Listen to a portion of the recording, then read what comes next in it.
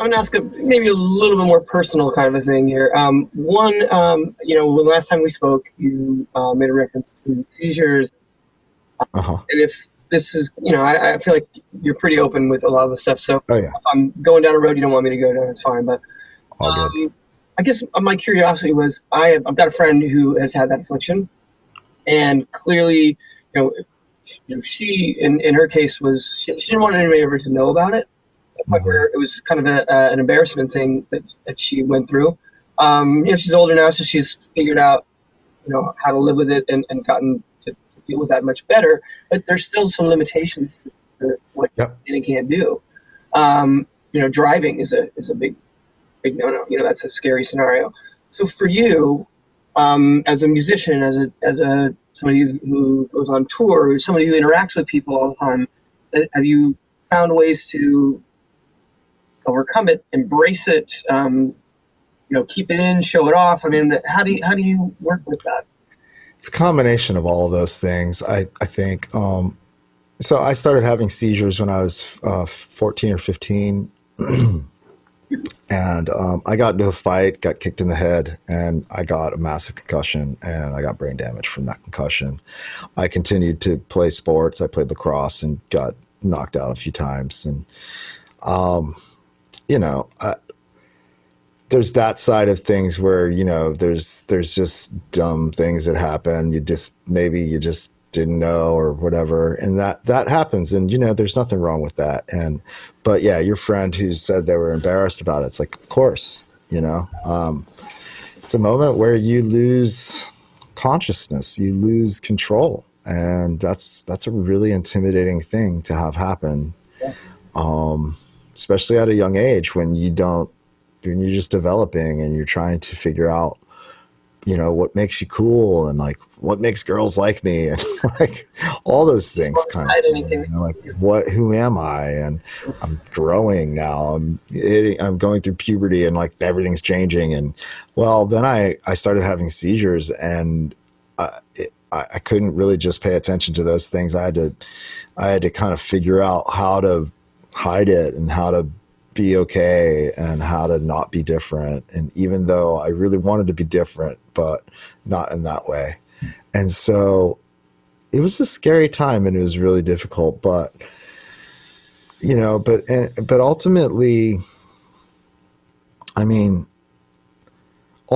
gave me that sort of extra spirit that you get when you realize you might not either, that the opportunity that you're living in the moment is the only thing that you really know is going to be solid because you're there. And being able to then translate that into sort of like, old school rock and roll advice is like, show up, do it, be there, rock, well, it kind of got me to say, well, I really need to make the best of every performance. Not just because I love it and that's my ideal and that's like, very important to me as a musician, but as a person and expressing myself and feeling all this like scary stuff and stuff I didn't understand and didn't know how to talk about and didn't know what, it's like, well, I used music and I used drums specifically to just get, at one point me and my friends thought like, well, if I just play really fast, then I won't have to have a seizure because I'll get all that energy out. Right. Well, that makes complete sense. So I learned how to play really fast. It didn't really work, but it was as far as like stopping me from having seizures, but it did actually get me to like just experience more energy level. Cause like, you start to take a lot of medicines and stuff like that. And people don't really know why things are happening. They don't really understand it. The problem itself doesn't have a solution. So there's not a set thing. And it's different for everyone, and what makes someone have a seizure is different in anyone, Have you ever had one in a performance?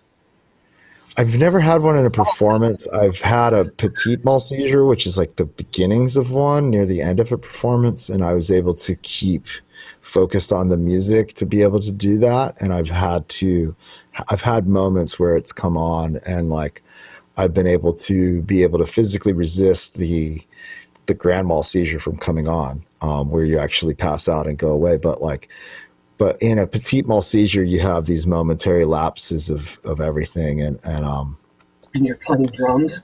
Wow. Yeah.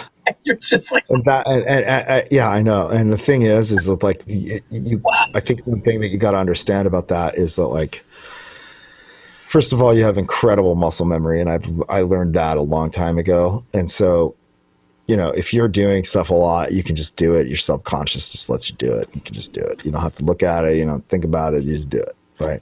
So that kind of happens when you practice enough. Right. So there's that side. But then also it's like there's this.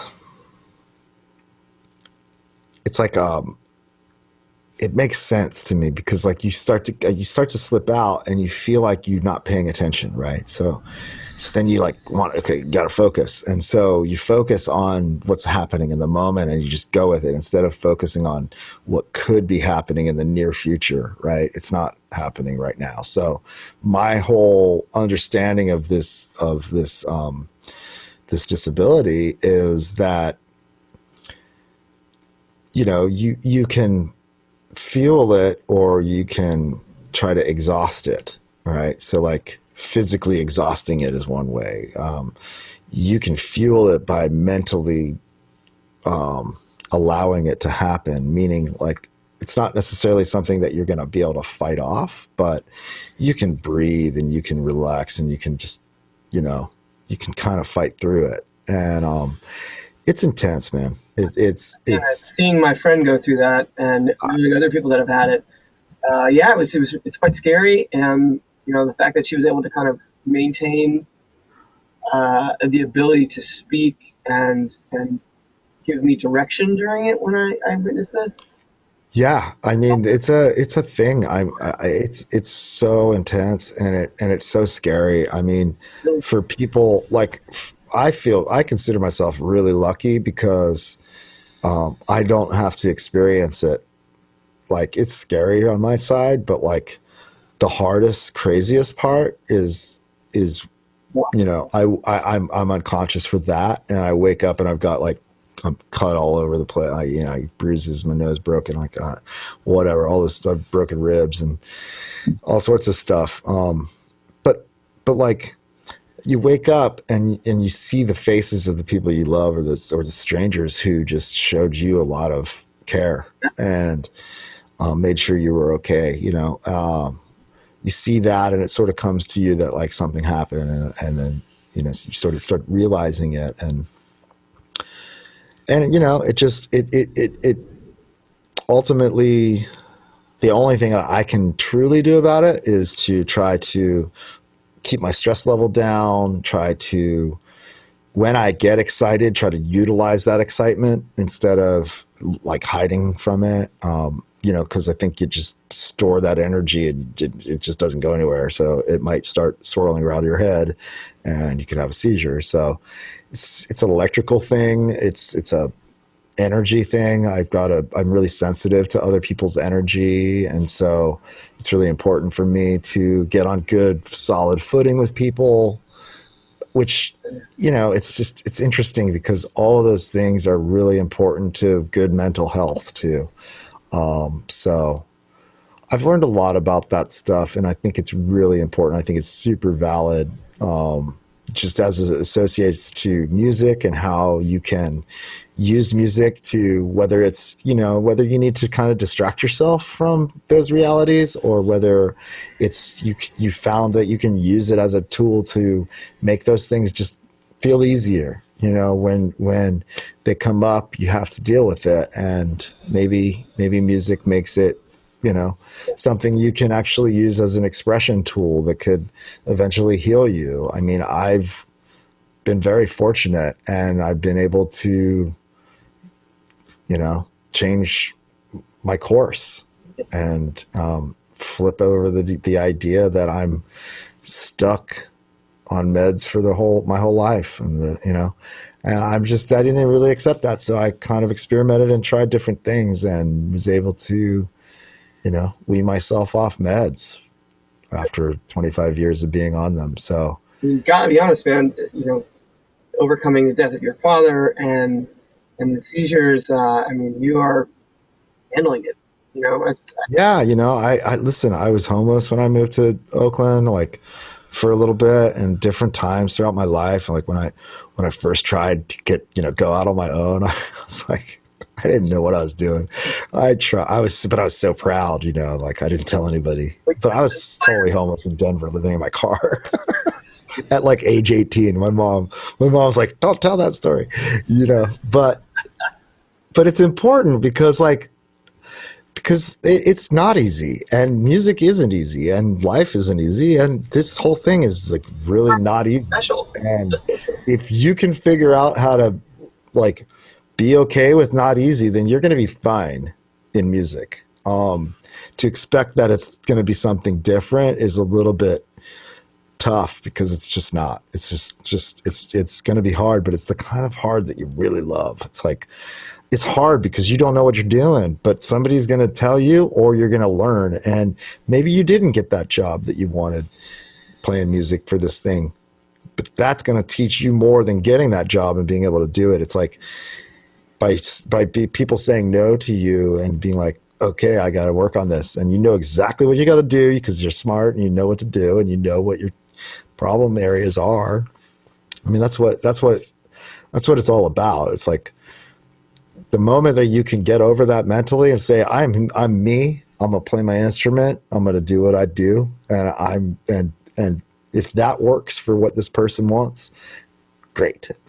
If it doesn't, maybe I could fix it in the moment, and if I can't, that's okay, because then I learned something, and that's humility, and that's actually being able to say, okay, cool, this isn't my gig, and it feels great when it's not your gig so many times, and then it is your gig, and then you can see the difference of what it feels like to be in the right place at the right time with the music that you make and the people feeling it. And when it all works, I can tell you that happens like 1 out of 1,000,000 tries.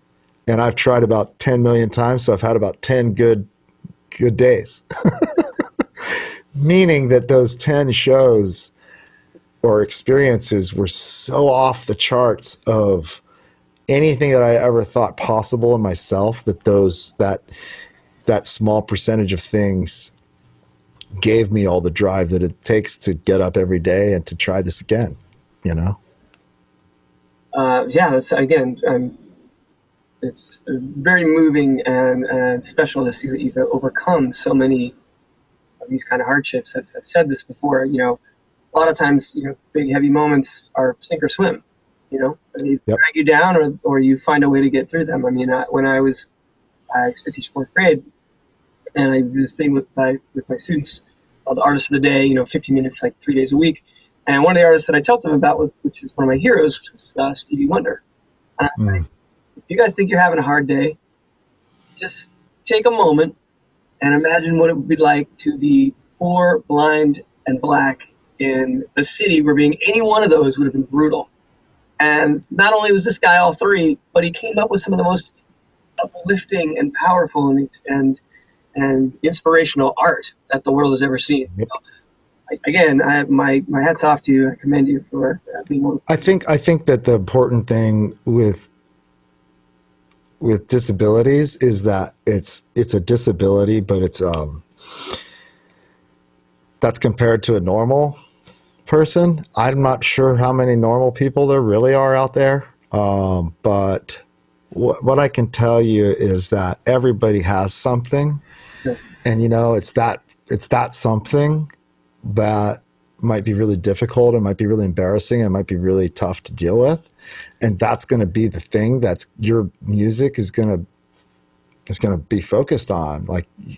So it's like when you're blind, poor, and black, you have to do certain things. Yeah. That means a whole lot, and that means that you need to really get in touch with yourself and what your spirit is, and how can you take all those things and rise above them. And it's like, who knows? But Stevie Wonder is an amazing example of someone who he just brings the light. I mean, it's like we see him and we know he's blind. You hear him and you have no idea. If you never saw him, you would never know anything about him other than this guy is connected to the music Yeah. on such a deep level. There's something gotta be going on. It's like, so then you find out what that is and you're like, wow, then you can do that without seeing anything. Perspective. And to me, it also kind of having a disability, I can say that the ways in which I've had to learn how to get over my disabilities have fueled my skill set and honed my focus on what I knew was important for my music and in my relationships and communication just in general, So it's like for a person that has something, for him, I wonder, you're like, so what's the big deal? And he's like, I don't know. I'm just me. I don't know what you mean.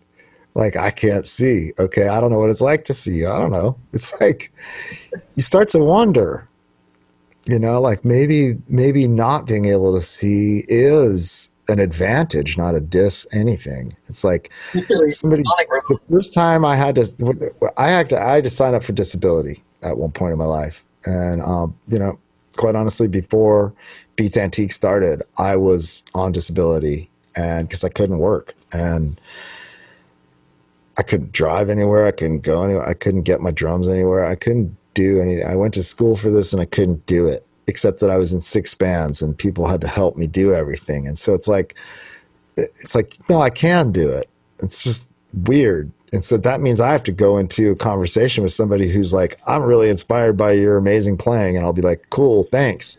Can you pick me up? I can't drive. And so there's that. And, I'm happy to say that through intelligence and research, I figured out ways for me to not be on meds anymore and to not have seizures anymore. And it's also a state of mind to be able to make that statement and just feel that way. That's kind of how you stop having things, because you just get this confidence about yourself where it's like, wait, I can deal with it however it happens. But if I know that when it happens, I can deal with it, then I know that I don't have to be worried about it. And that brings the level of stress down to where, like, now not every moment of my day is thinking about whether I'm going to have a seizure or not. In fact, it's thinking about the fact that I'm not going to have a seizure. And that works for me. I can't say that that's going to work for everyone else. And I'm also not going to assume that it's something that coming to that term so quickly is actually the length of time it took, because it's been a 25, 30-year journey for me. So, yeah, I'd say it's 31 years that I've been dealing with this thing that no one understands, and that the only people who understand it a little bit are other people who have it, or people who are close with someone who has it, and they have to go through that witnessing. Yeah. And it's a lot. But I wouldn't be me if I didn't have it. So I thank the powers that be that I've learned how to overcome the problems that I had with it and the problems that other people had with it, enough to show that, that doesn't define someone other than just a physical presence of something, but the spirit that's inside of you is deep and beautiful and able to express itself. And so let's hear that, let's focus on that. Let's go to that, because that's what saved me. And I have no doubt about that. My positivity and my excitement for just being able to play music in its simplest form is the thing that's gotten me through all of my challenges, whether it has to do with my health or my financial situation or anything.